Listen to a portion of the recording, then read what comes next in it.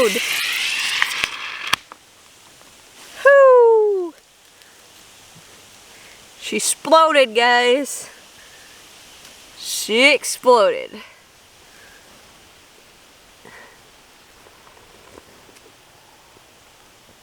Joan, you shake up my beer. You nasty puppy.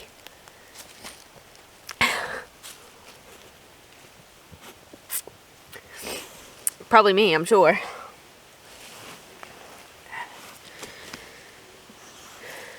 I guess I kind of want to start this, first off, by saying that some of you might know, some of you may not know, September is National Suicide Awareness Month. And I debated as to whether to make this video or not. And I thought that if it helps one person, then it's worth it. This isn't meant to be a puff up your ego and give you a false sense of pride. With self-love and you're number one, and I see a lot of that stuff. It seems to be more and more prevalent in our culture now. It's becoming more socially acceptable to be self-centered, I guess. So that's not what I'm talking about here. But I do want you to know that you matter. Whatever you're going through, I want you to just know that that's what it is. You're going through it. And you will come out the other side. And if you're just feeling so heavy with just sadness and guilt and grief, depression, first off, reach out, get help, talk to your doctor, your friend, somebody, family. You know, you gotta let people know. And I know you probably feel like nobody cares, and you probably feel like nobody wants to take the time to listen to that, or what would they say if you ever did bring it up, and how could you bring it up, but believe me, people would rather hear your story and talk with you about it than go to your funeral. Okay? So please talk to somebody. Hornets after my beer. And then people on the other side of that, I'm guilty of this too, okay? So this is just as much for me as it is for you. Especially in this day and age where a lot of stuff is online, digital, this and that, not as much face-to-face interaction as there used to be, which is pathetic. It is just pathetic. But, so, you're going along, and all of a sudden you're thinking about your friend. Oh, I haven't seen so-and-so in a while, or a family member, or whatever. Shoot them a message. Hey, how you doing? How's it going? Write them a letter. Pick up the phone, call them, like talk to them, like not text them, but like call them. Meet up for coffee somewhere, go to the beach, go do something somewhere.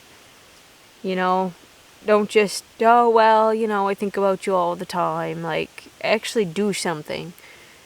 Make it a point to talk to people and really ask them how they're doing and take the time to listen. You know, don't just like say, oh, how's it going? And but ask them, you know, what you been up to lately? How you been? How you feeling with all of this going on? I mean, I know it's something like 22 veterans a day take their lives. Get out of here. Hornets after my beer. I mean, that's awful.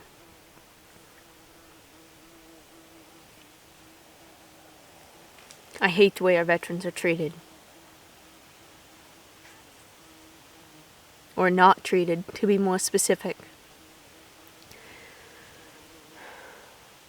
But anyway. This is my Uncle Sean. In December, it'll be 11 years since he took his life.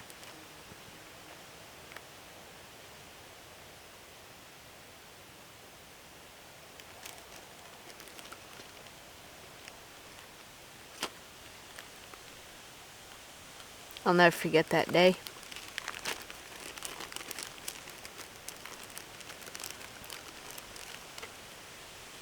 He was an iron worker.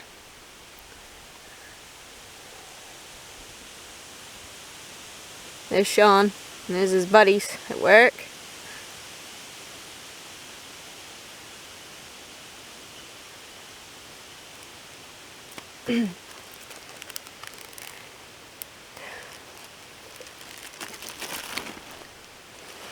So if you ever think you don't matter, if you ever think it's not going to be that big of a deal, if you bite the biscuit, and think of how much better off you and everybody else around you is going to be, that's a lie right from the pit of you know what.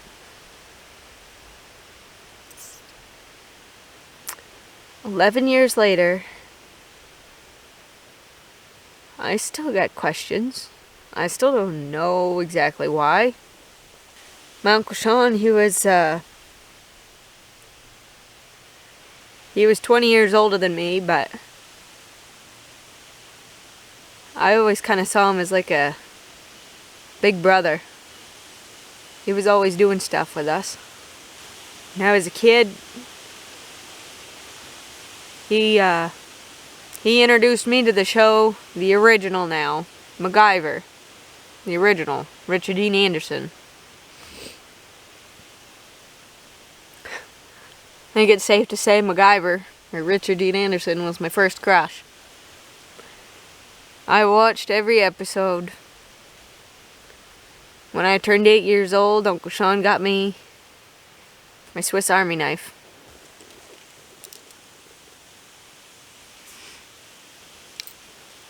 It's in my pocket just about every day of my life. Almost.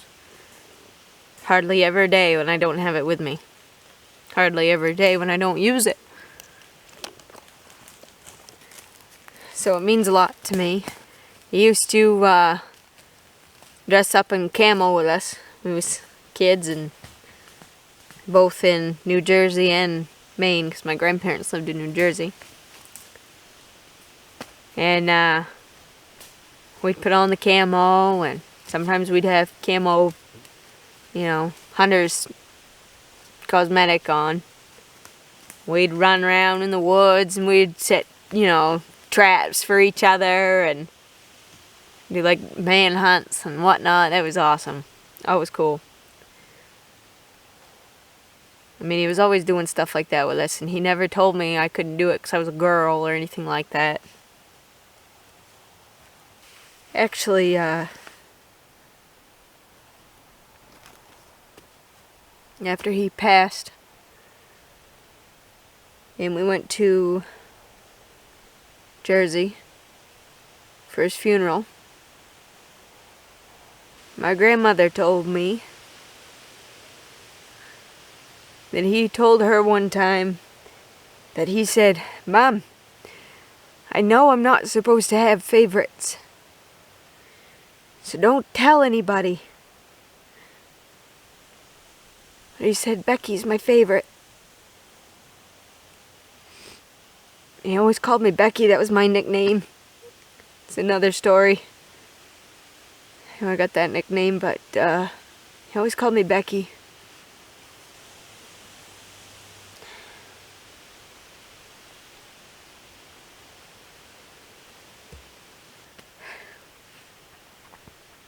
Last time I talked to him was Thanksgiving Day, 2010. And he was just calling to say Happy Thanksgiving. Said, "What you up to, Becky?" I told him about my boyfriend, and he goes, well, he says, I'm gonna have to check this guy out, make sure he's alright, and he's gonna pass the Sean test. Sounds like a pretty cool guy, but I gotta check him out. Teasing me, giving me a hard time.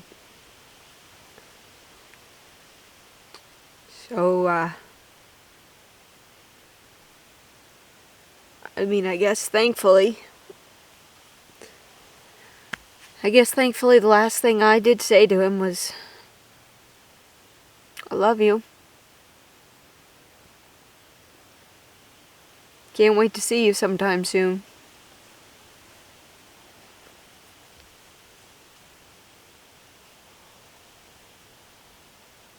I'm still mad at him. Still mad at him. Now my oldest son is 7.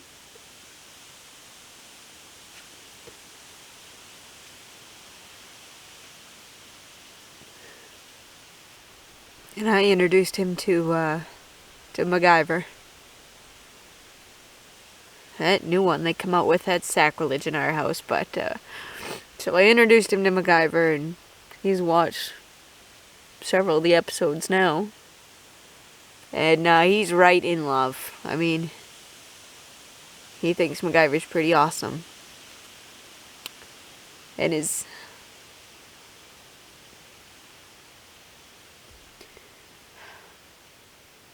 8th birthday's coming up.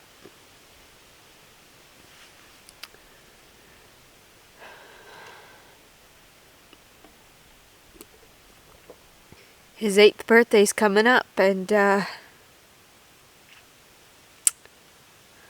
gonna give him a Swiss Army knife.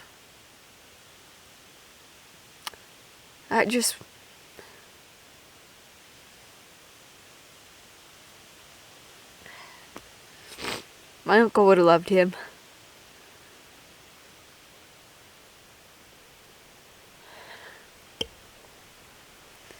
Sorry.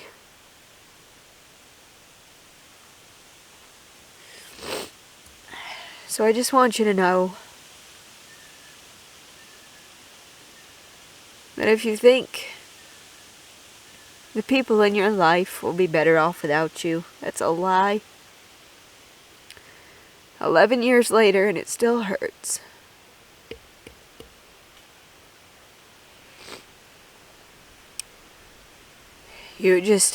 All you do when you make that decision is you take all of that pain that you feel and you just throw it on everybody you love. And then they gotta carry it the rest of their lives instead of you working through what you gotta work through. Now, I'm not taking it lightly. I know firsthand what depression is like. I know firsthand what it's like to have those thoughts. But, it passes. It feels like it's never gonna end, and there's no way for it to end, but it will, I promise. So hang in there, because you don't know what God has planned for you next. Go sit out in the sun and enjoy the sunshine and the birds and the sound of the wind in the trees, and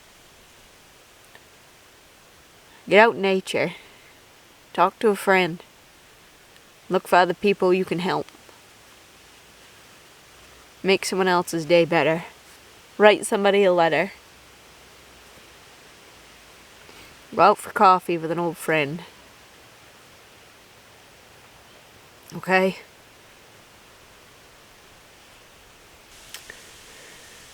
I know this one's kind of heavy and no fun. But I hope it helps somebody. I hope it helps us to be better friends and family to those around us.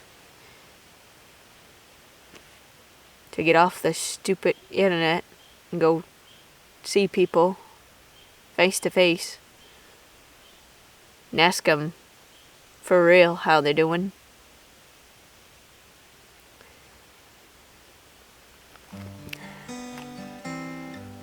So you don't know what kind of a blessing you are in someone else's life that they might never even talk about. So hang in there. Take care of yourself. Help others. And I'll catch you on the next one. For a moment, all the world was right.